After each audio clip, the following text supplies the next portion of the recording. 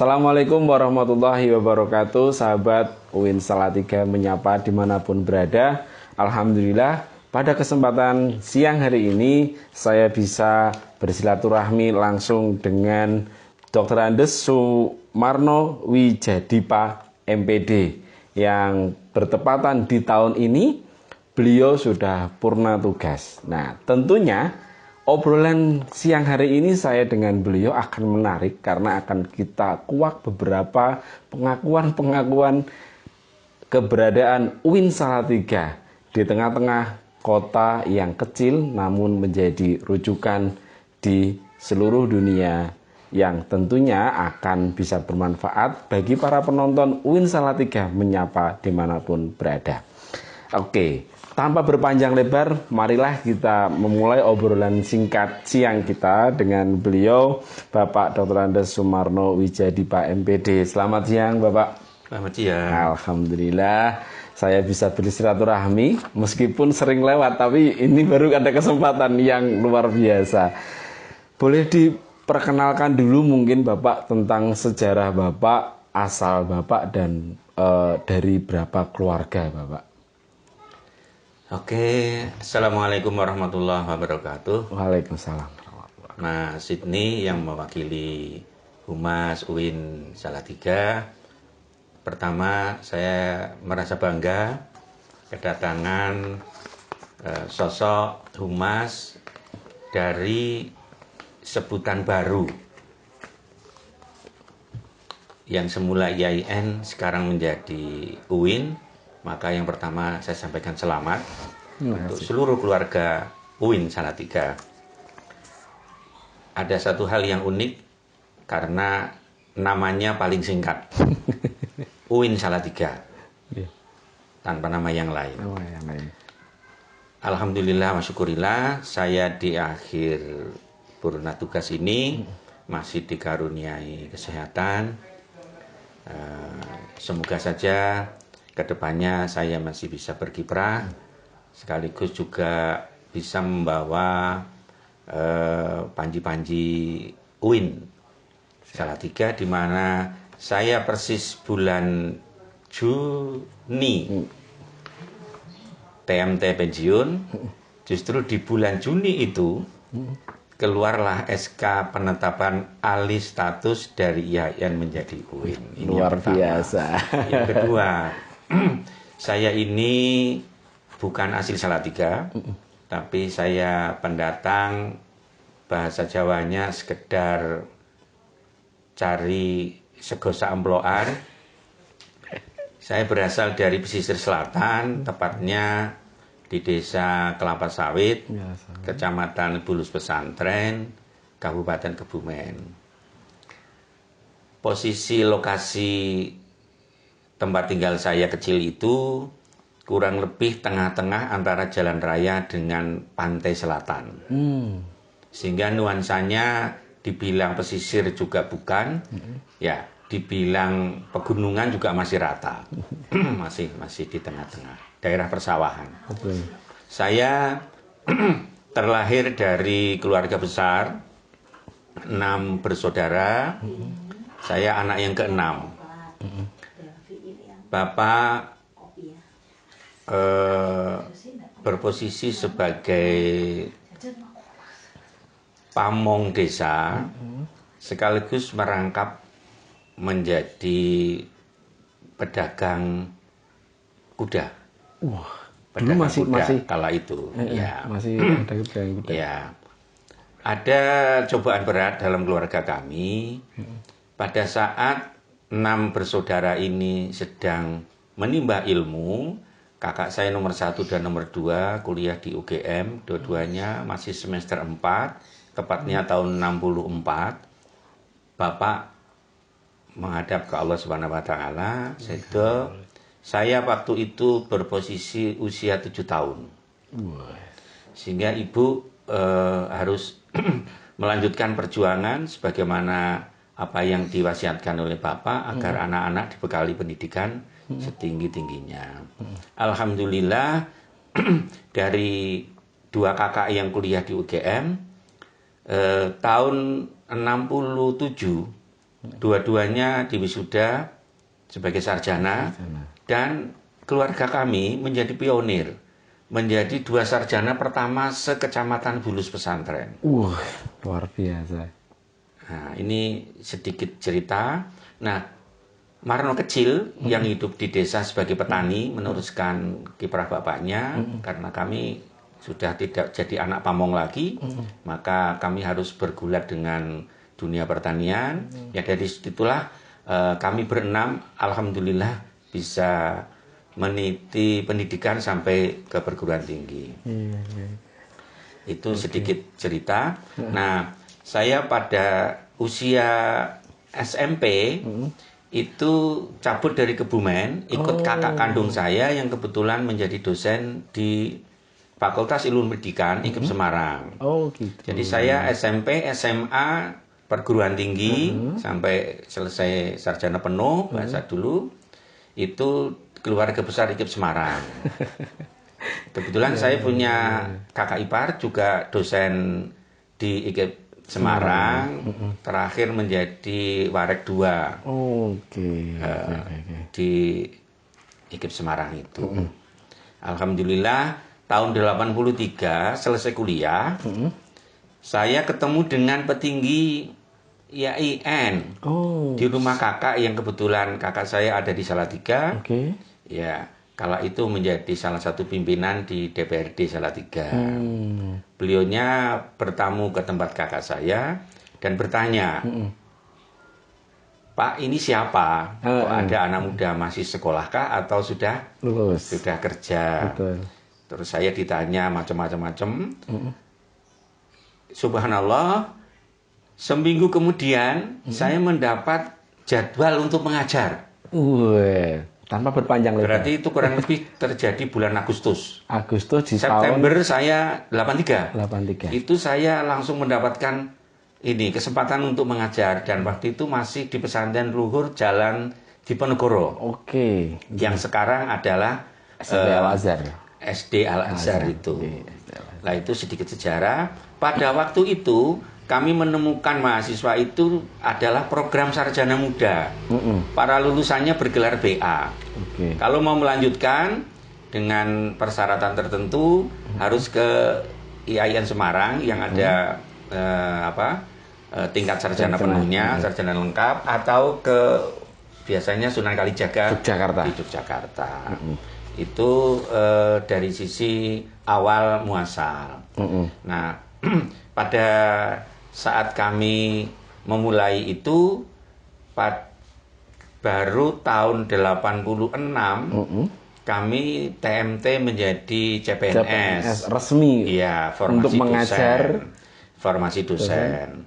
Nah, pada saat 86 itu ke 87 persiapan kampus 1 ada bangunan namanya gedung A, gedung pertama di kampus 1 itu baru siap ditempati tahun 87. Selang 1 tahun. Selang 1 tahun baru menempati gedung baru di istilahnya gedung A. Gedung A. Ya, kala itu kami sudah sangat bersyukur karena bisa dibayangkan dari gedung tua di pesantren Luhur Jalan Diponegoro yang kalau hujan pasti bocor sama sini. Alhamdulillah kami mendapatkan nikmat baru menempati gedung A itu yang waktu itu kami anggap representatif. Itu di Jalan Tentara Pelajar nomor 2 itu ya gedung A. Tepatnya di depan aula, gedung yang persis di depan aula belakang perpustakaan kampus 1 itu, samping perpustakaan. Itu sejarah awal dari dibangunnya kampus 1 yang luasnya kurang lebih 0,7 hektar. Termasuk yang sekarang menjadi bangunan Masjid Raya. Nah, Masjid Raya dibangun, kampus 1 mendapat kompensasi ditambah ke belakang, yang sekarang menjadi gedung B dan tempat untuk climbing. UKM. Ya, UKM itu. Sekarang di sana sama sebagian gedung C itu. Betul, Pak. Itu kompensasi dari dibangunnya atau diminta sebagian tanah untuk ke Masjid Raya.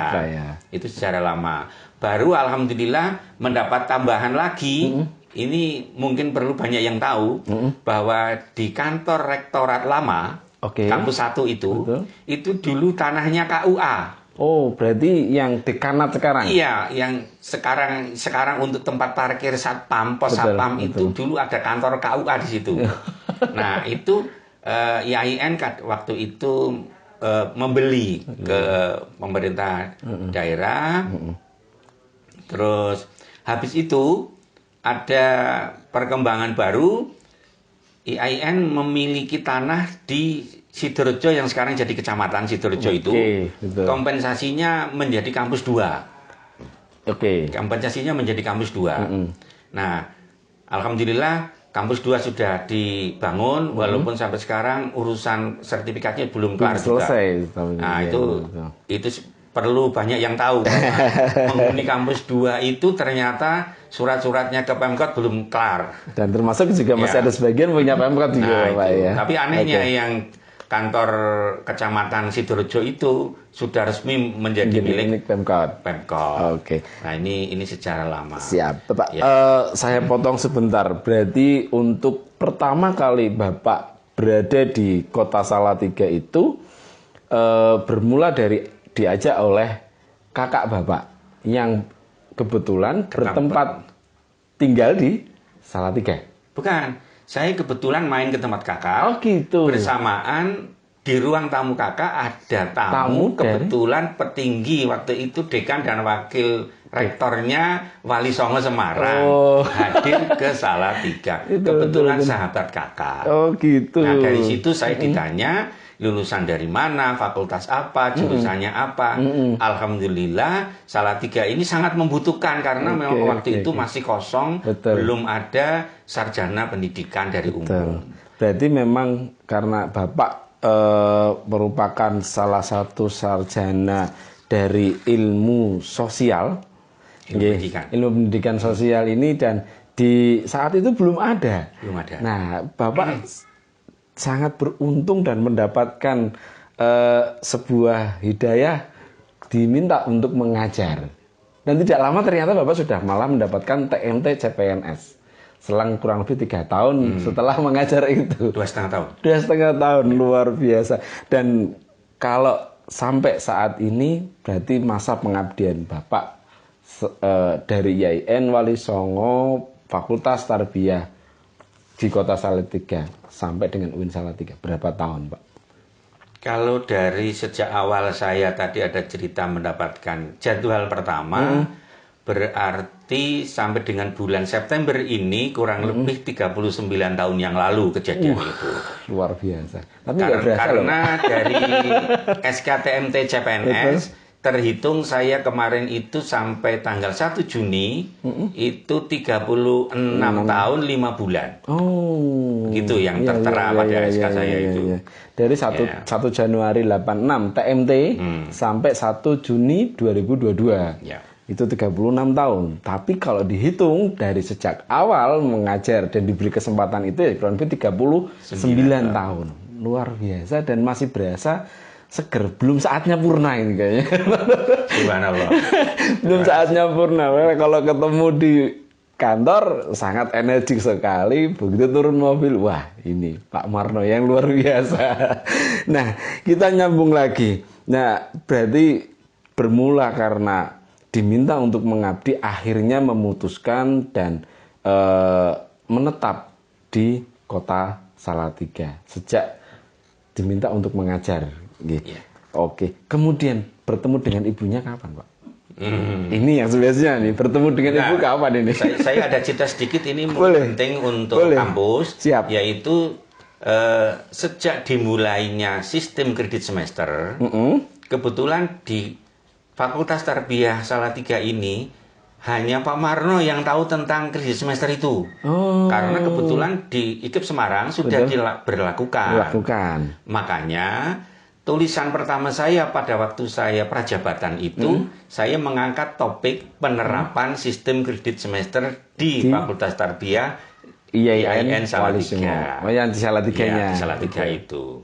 Nah, ada kejadian yang luar biasa. Setelah diberlakukan sistem kredit semester itu, Pak Marno yang mengawal karena yang lain tidak tahu persis tentang ilmu itu. Betul. Nah, ada patokan di buku panduan sistem kredit semester, saya pikir sampai sekarang juga masih sama, yaitu apabila mahasiswa itu selama 4 semester yang dilalui tidak mendapatkan 40 SKS setara dengan indeks prestasi kumulatif 2,0, maka mahasiswa tersebut tidak berhak melanjutkan ke semester 5 alias DO. Yang terjadi hampir 60 mahasiswa kala itu terpaksa Pak Marno konsep sampaikan ke Pak Dekan bahwa kurang lebih 60 mahasiswa tersebut dinyatakan DO. Karena tidak sehingga menimbulkan ontran-ontran geger yang luar biasa di kampus. Betul. Tapi mahasiswa tertunduk lesu karena memang itu sudah sesuai dengan peraturan yang berlaku dalam buku panduan itu. Nah, mahasiswa sempat hampir dalam tanda petik mengamuk dengan Pak Marno. Setelah Pak Dekan menjelaskan, Pak Marno hanya petugas yang menghitung sesuai dengan peraturan yang berlaku. Bukan salah Pak Marno, tapi salah mahasiswa itu sendiri karena tidak memperhatikan, tidak menindaklanjuti apa yang menjadi amanah dari buku panduan tentang sistem kredit semester. Alhamdulillah, fakultas waktu itu sangat bijaksana setelah Pak Marno memberikan masukan kepada Pak Dekan agar dibuatkan form untuk lolos pindah sebagaimana yang diinginkan oleh mahasiswa mau pindah kemana. Dengan bekal selama 4 semester yang sudah ditempuh itu dilampirkan hasil yang sudah dia peroleh untuk pindah ke kampus idamannya sebagai yang lain. Dasar untuk pindah. Sehingga mahasiswa alhamdulillah bisa pindah ke tempat lain tanpa dengan harus mengulang awal ekspresi emosi tanpa ekspresi emosi dan alhamdulillah mereka tertolong di kampus yang lain. Alhamdulillah. Itu sejarah yang mungkin tidak pernah terlupakan karena ini sesuatu yang mungkin apa ya monumental banget bagi mahasiswa itu karena jumlahnya cukup banyak. Apalagi dulu mungkin setelah itu justru ini menjadi shock terapi bagi angkatan berikutnya. Itu hampir sudah tidak ada yang DO lagi karena ternyata penerapan penalti sebagaimana yang ada di buku panduan itu menimbulkan yang lain itu terhenyak dan tersadar bahwa kuliah itu tidak boleh sembarangan tidak boleh semau gue. Alhamdulillah setelah itu angkatan berikutnya sudah lancar, bangkit semuanya dan hampir tidak ada terjadi mahasiswa DO lagi. Karena aturan itu yang bermain, aturan itu yang sudah dipegang. Nah, tentunya di tahun-tahun krusial, saya kira krusial karena di tahun-tahun 86 sampai di 90-an itu untuk masa pendidikan perguruan tinggi itu sangat mahal. Dan kalau mau kuliah yang murah, ya diantaranya pilihannya di IAIN. Kalau mungkin dulu orang-orang Pantura terkenalnya IAIN Wali Songo Semarang. Nah, ini ada di IAIN Wali Songo Fakultas Tarbiyah di Kota Salatiga. Nah, termasuk Bapak adalah sebagai pelaku utamanya untuk mensukseskan sampai saat ini bisa menjadi UIN Salatiga. Nah, sejarah singkat Pak, dari dulu siapa saja sih Pak yang pernah menjadi pejabat di IAIN Salatiga di masa itu sampai mungkin momen-momen sejarah yang Bapak masih ingat? Iya, oke, tentang perjalanan pimpinan. Betul. Saya masuk menerima jadwal itu sempat mendengar nama dekan baru. Asmanya itu Bapak Dr. Andes Buwaiti. Tepatnya itu bapaknya Ibu Dr. Anda Nur Hasanah MPD. Itu bapaknya.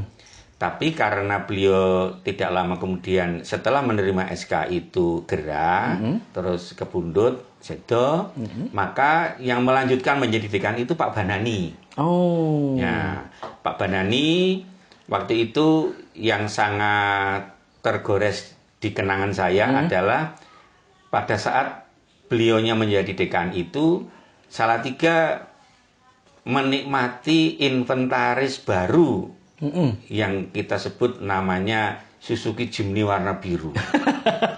Nah, ini Kenangannya nggak lupa ini. Ini satu-satunya mobil yang diparkir di kampus. Betul. Iya. Terus setelah Pak Banani, yang menjadi dekan berikutnya adalah Pak Ahmadi. Pak Ahmadi. Ya. Nah, Pak Ahmadi ini punya sejarah. Beliau yang menjadi tokoh untuk merintis dibangunnya kampus baru.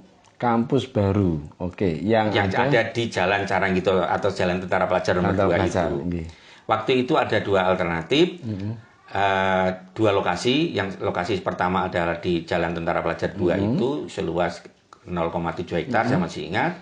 Dan yang satunya adalah tanah di tepi jalan raya Isep-Isep, tepatnya sekarang dipakai untuk garasi safari yang seluas 4 hektar. Pak Ahmadi kurang tertarik dengan yang ada di Isep-Isep itu karena masih terlalu luar kota dan waktu itu masih kabupaten, wilayah kabupaten masih itu terpecah ya, karena batasnya adalah Damatek dulu. Ya, nah akhirnya Pak Ahmadi mengambil sikap setelah rapat dengan pimpinan di Semarang, itu memilih Jalan Tentara Pelajar, waktu itu Jalan Caranggito nomor 2. Yang waktu itu bangunan tua, ada bekas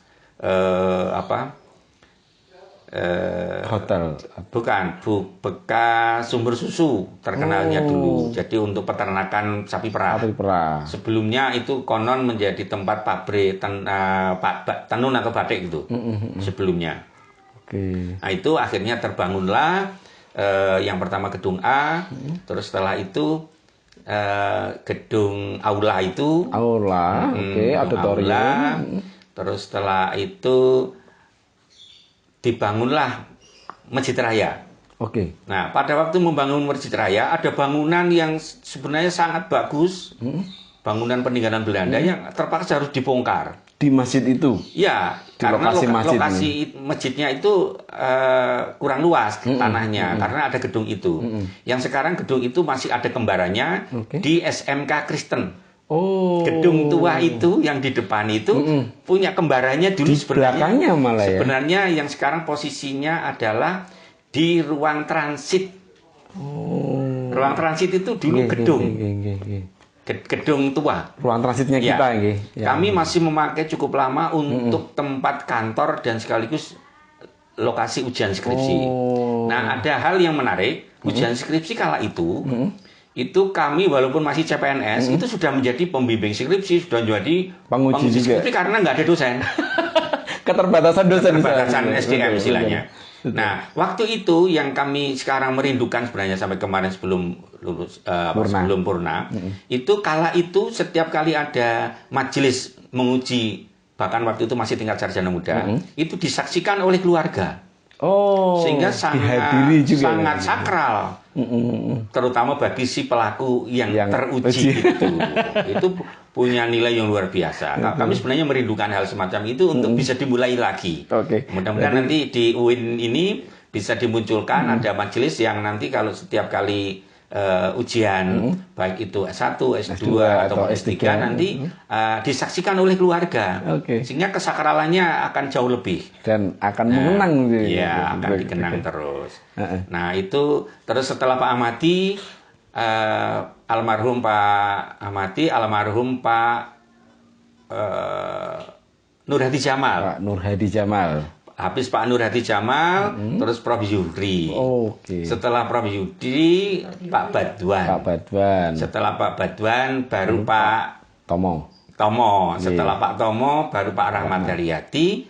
Pak Rahmat Daryati menjadi rektor pertama IAIN. Betul. Dan dilanjutkan oleh Prof. Zaki menjadi rektor terakhir IAIN dan rektor pertama UIN Salatiga. Nah, itu tentang sekilas pimpinan Betul. di lingkungan kami bekerja selama kurang lebih 39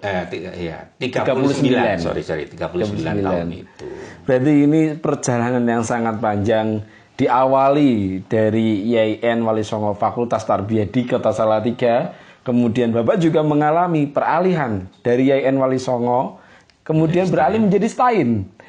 Bapak luar biasa, masih setia mendampingi khususnya para mahasiswa atau mungkin karyawan-karyawan sekarang yang sudah purna di UIN Salatiga. Setelah berubah menjadi STAIN, beralih lagi, kembali lagi menikmati IAIN. Tapi saat ini IAIN-nya adalah IAIN Salatiga, tanpa IAIN Wali Songo Fakultas Tarbiyah. Dan di akhirnya Bapak harus purna karena usia dan membatasi waktu. Purna di awal keluarnya UIN Salatiga dan di awal masuk TMT-nya di awal IAIN Wali Songo Fakultas Tarbiyah di Salatiga. Luar biasa sekali Bapak, perjalanan yang sangat panjang, dan tentunya ini Bapak punya kesan yang sangat dirindukan selain tadi yang sudah disampaikan, Pak. Ada nggak? Begini, kami mencoba untuk mengaplikasikan latar belakang pendidikan saya yang kebetulan dari Fakultas Ilmu Pendidikan. Institut Keguruan Ilmu Pendidikan Semarang itu ada yang ingin kami tunjukkan bahwa alumni Fakultas Pendidikan itu kental dengan nuansa apa yang disebut dengan aroma pedagogik. Oh, pedagogiknya. Oke. Maka saya ini dipandang menjadi salah satu sosok yang mampu mengajak mahasiswa satu untuk berbusana yang benar, rapi, betul. Yang kedua untuk bisa memberikan contoh penampilan sebagai sosok pendidik yang pantas di hadapan para siswa-siswinya. Makanya salah satu hal yang mungkin bagi seluruh alumni yang pernah ketemu Pak Marno adalah pada waktu saya mengampu mata kuliah micro teaching di Fakultas Tarbiyah itu tidak ada satu mahasiswa pun yang lolos dari Pak Marno. Karena bagi yang rambutnya panjang, bagi yang biasa pakai baju tidak benar, itu pasti tidak akan lewat. Maka pimpinan sengaja menunjuk Pak Marno ini untuk selalu mengampu mata kuliah micro teaching berapa kelas sekalipun. Sehingga tidak ada mahasiswa yang pada waktu PPL itu berambut panjang, pakaiannya tidak rapi. Ini ternyata ada target dari beliau pimpinan itu yang bisa menghadang itu Pak Marno. Nah, itu tugas berat bagi kami dan itu salah satu yang memicu saya harus bisa menjadi figur contoh bagi mereka. Nah ini, terus itu satu. Yang kedua, saya menerapkan mahasiswa tidak boleh memecahkan rekor selama kuliah, tidak pernah sekalipun bertanya. Ini selalu disebut-sebut oleh generasi seperti Pak Mufik dan Pak Sultoni. Pak Marno itu selalu memberi aba-aba begitu satu materi disampaikan, sebelum materi berikutnya selalu siapa yang bertanya. Bertanya salah tidak apa-apa, yang penting diniati latihan bisa ngomong. Karena kalau tidak pernah mau latihan bertanya, sebelum bertanya secara naluri alamiah pasti deg-degan. Tapi kalau sekali dua kali sudah pernah mencoba bertanya, hilanglah deg-degan itu. Nah, Terus ada lagi tentang micro teaching. Pak Marno tidak pernah memberikan waktu berlama-lama untuk tampil karena semakin lama tampil di depan kelas, maka mahasiswa semakin stres. Makna micro teaching itu berarti mikro, berarti kecil. Oke. Maka apa yang disampaikan itu hanya bagian-bagian kecil. utama saja waktu tampil di depan kelas. Sehingga mahasiswa itu tahu persis selama 5 menit mulai dari pembukaan sampai evaluasi harus selesai. Harapan Pak Marno agar semua mahasiswa itu nanti bergantian. Paling tidak selama 1 semester mahasiswa yang ketemu kuliah micro teaching itu minimal bisa 8 sampai 10 kali tampil di depan kelas. Artinya bisa berulang. Nah, kemudian itu jam terbangnya. Betul. Harapannya apa? Pada waktu mahasiswa ini nanti praktek PPL di sekolah itu sudah siap dan tidak grogi lagi. Tidak grogi lagi menghadapi dunia nyata siswa yang sebenarnya. Nah, ini yang perlu dicatat ini untuk para mahasiswa khususnya di Fakultas Tarbiyah Ilmu Keguruan UIN Salatiga atau yang mahasiswa luar juga boleh yang berlatar belakang tentang pendidikan. Bahwa tampilan sebagai pendidik itu harus rapi, rambut tidak boleh gondrong, kemudian baju juga harus sopan. Ketika kita mengajar di depan kelas atau mungkin di hadapan para siswa, jangan grogi. Ini ternyata yang sangat menjadi kesan bagi Pak Mufik yang juga dulu pernah diajar oleh Bapak, kemudian Pak Sultoni juga pernah diajar oleh Bapak, bahwa sampai sekarang beliau juga sangat rapih. Ketika di kantor nggak pernah lepas dari sepatu, walaupun beliau hanya ke kantor hanya ngambil berkas atau apa. Ini saya lihat sendiri, walaupun sebentar aja beliau selalu menerapkan pedagogik atau citra pendidikan. Nah, setelah tadi sudah kita dengarkan, sekarang terakhir sebelum kita tutup, kita akan mendengarkan pesan beliau kepada para generasi muda, khususnya para mahasiswa UIN Salatiga dimanapun, dan para generasi muda pengajar dan pendidik di UIN Salatiga. Ada pesan Bapak untuk para mahasiswa dan para generasi-generasi penerus di UIN Salatiga? Oke, saya punya pesan cukup simpel sebenarnya. Orang pinter itu banyak. Guru yang nilainya tinggi banyak. Tapi sosok pribadi yang betul-betul mencerminkan jiwa pendidik itu membutuhkan waktu yang tidak pendek. Yang kedua, dibutuhkan figur uswah dari para dosen-dosennya. Yang berikutnya, keberanian dosen untuk mengarahkan mahasiswa bagi mahasiswa yang tidak semestinya tampil belum memenuhi kaidah kriteria seorang calon pendidik, hendaknya dengan tegas, dengan lugas, berani mengarahkan sekaligus menegur. Bila mana perlu memberi saran, masukan, bukan, memberi peringatan. Ya semacam peringatan lah begitu.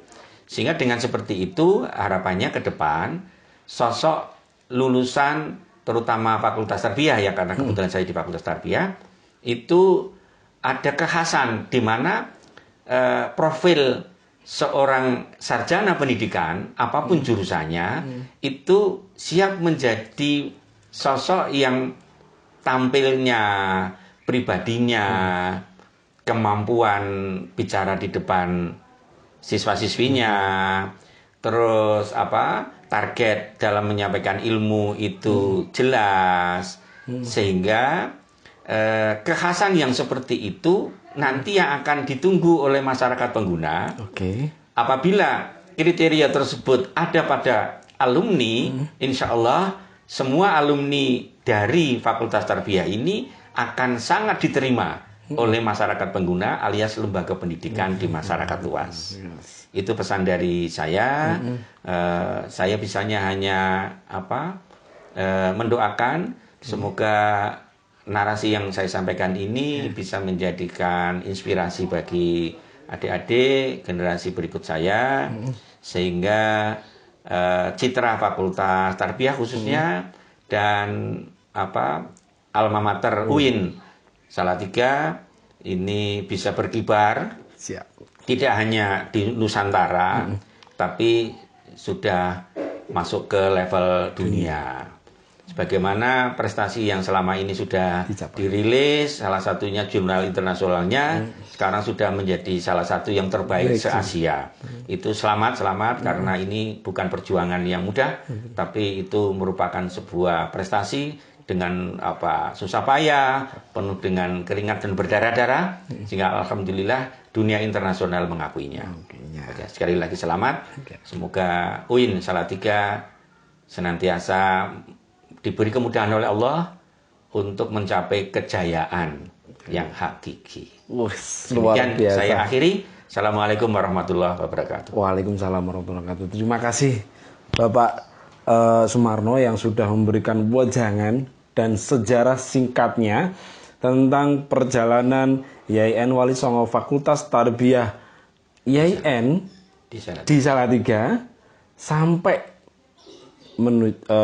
mendapatkan surat dari Presiden yaitu tentang alih status Universitas Islam Negeri Salatiga.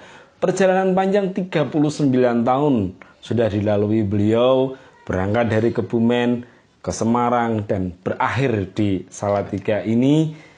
Semoga bisa kita tiru dan kita ambil hikmah yang luar biasa.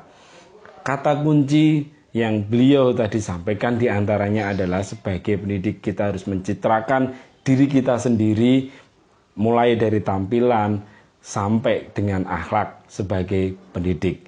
Itu yang sudah ditunggu oleh masyarakat luas. Apabila itu bisa terjadi dan itu bisa dilakukan, itu menjadi salah satu pedoman bagi pendidikan di Indonesia. Bapak Sumarno beserta Ibu selalu diberi kesehatan dan selalu dilancarkan segala hajatnya, sehingga kita bisa saling berkomunikasi dan bersilaturahmi.